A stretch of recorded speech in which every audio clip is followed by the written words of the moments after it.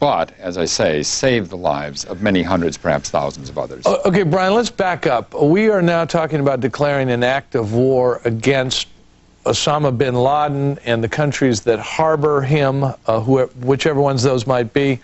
Are we swinging at air here? Is there something in particular to hit? Well, there's going to be undeniably some frustration between the shock that turns to grief, that will turn to anger as we become fully aware of the magnitude of these losses and, in fact, begin to see the visual images of thousands of caskets and funerals. That fury is going to demand a response. The administration is preparing a response. And that response is probably going to exceed the kinds of responses that we've seen in the past. This is not going to be a single salvo of cruise missiles, but rather the beginning of an ongoing campaign. But the frustration is that that is a war that is directed against a network, it's directed against cells of fanatics. There are not going to be any landings on Normandy beaches here. There's not going to be eventually anybody that steps out on the decks of a battleship and signs a surrender. But is there going to be a scene like the one we're looking at now, this utter destruction of what amounts to a World War III scene in someone else's country?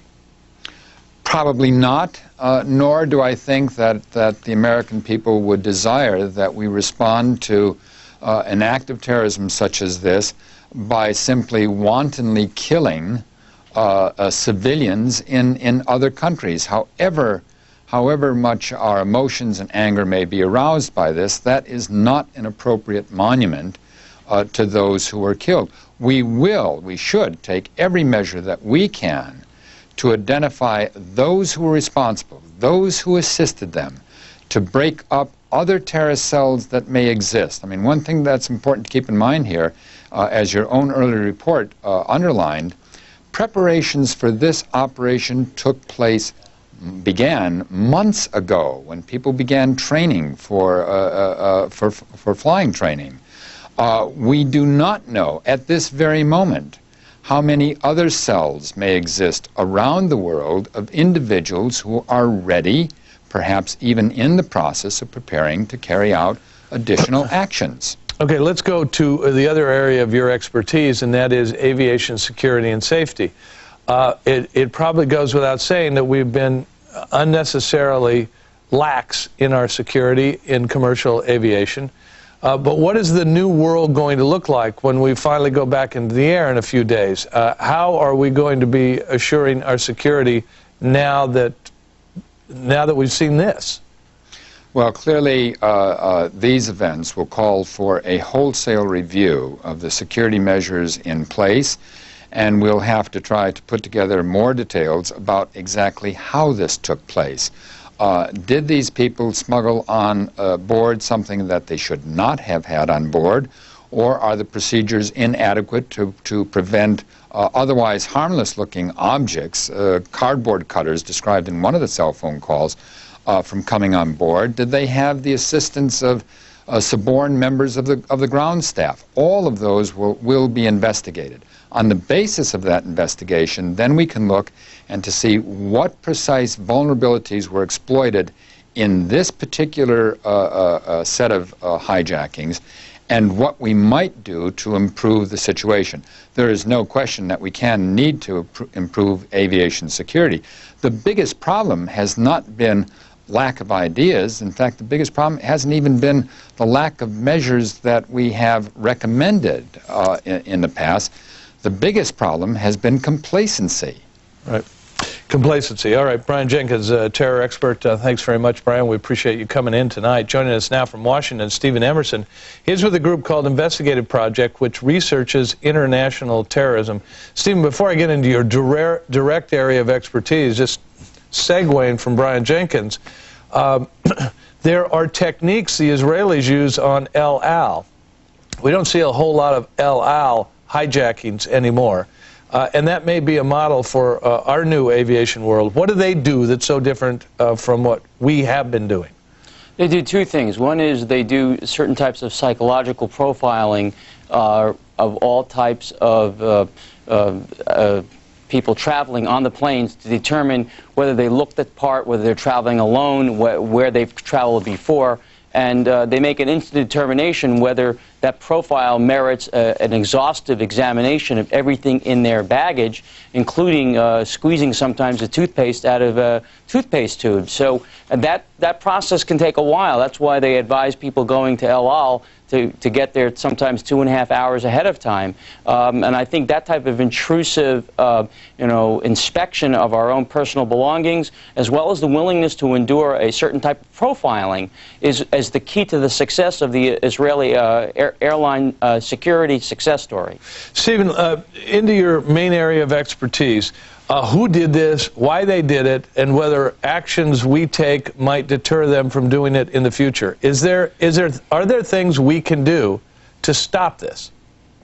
Listen, you've raised very good questions. I wish I had magical answers. There's no doubt that the evidence, the indication, the wherewithal clearly points to Osama bin Laden and his disciples. Whether we'll ever find the magical connection as we found in the embassy bombings in Kenya and Tanzania is probably doubtful at this point, because in Kenya and Tanzania they captured several of the would-be suicide bombers because they never blew themselves up, and they talked eventually, and some of them even confessed. Here, the FBI is no doubtedly going to round up the people that assisted in this. I mean, I have a list that I brought with me of some of the names of the hijackers. They've got actually one of the hijackers actually secured his reservations for the flight through a Kinko's, and they've traced the IP, the Internet protocol address, so they know exactly where it was made. The FBI is doing an extraordinary job tonight, and will be for the foreseeable future. Now, you raise another question: can we stop it? I don't know. I do know this, that the answer is not going to be found in one, as Brian Jenkins said, in one cruise missile strike. It's going to be a sustained war. It's going to take years. We've got to build up our deterrence and intelligence. And those are the two things. We can't just build security, because if we just build security, they'll do car bombs in Washington. The idea here is to really rebuild our human intelligence, our connections, which has been really decimated, and two, build up deterrence. In other words, show that we will not allow Saudi Arabia, Egypt, Lebanon, and other countries to sort of, not be as forceful as they could with terrorists. We will confront the entire network of militant Islamic fundamentalists, Stephen, wherever they are. Hold on a second. I've got to interrupt you. We're going to pause for just a moment here so some of our Fox stations can leave us for their local news, but we are going to continue. Let's just pause.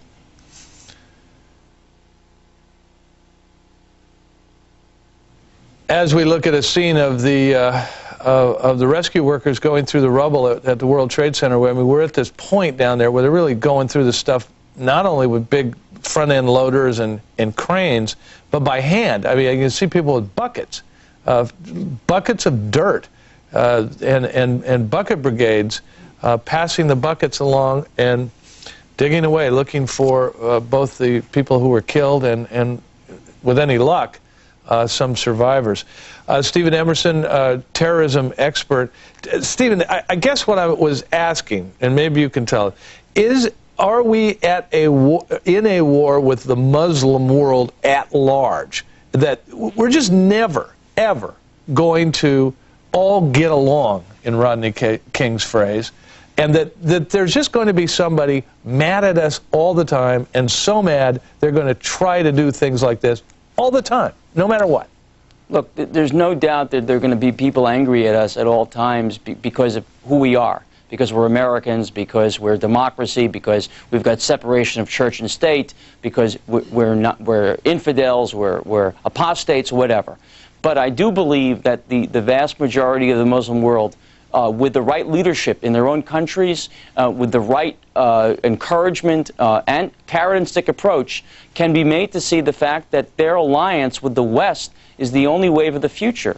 And the fact of the matter is that countries like Afghanistan and the Taliban, which support and protect bin Laden, Pakistan, which has this quasi-love-hate relationship with bin Laden, these countries have to be made to know that their price of support for bin Laden is going to be the price of economic investment or political isolation. We have to be willing to stop politicizing terrorism, to basically adopt across-the-board doctrine with our Western allies. And I think now we have an opportunity, for the first time ever, to get Western support, European support. They've been traditionally reluctant to support our anti-terrorism. Now I think we have a window of opportunity to get them to go along.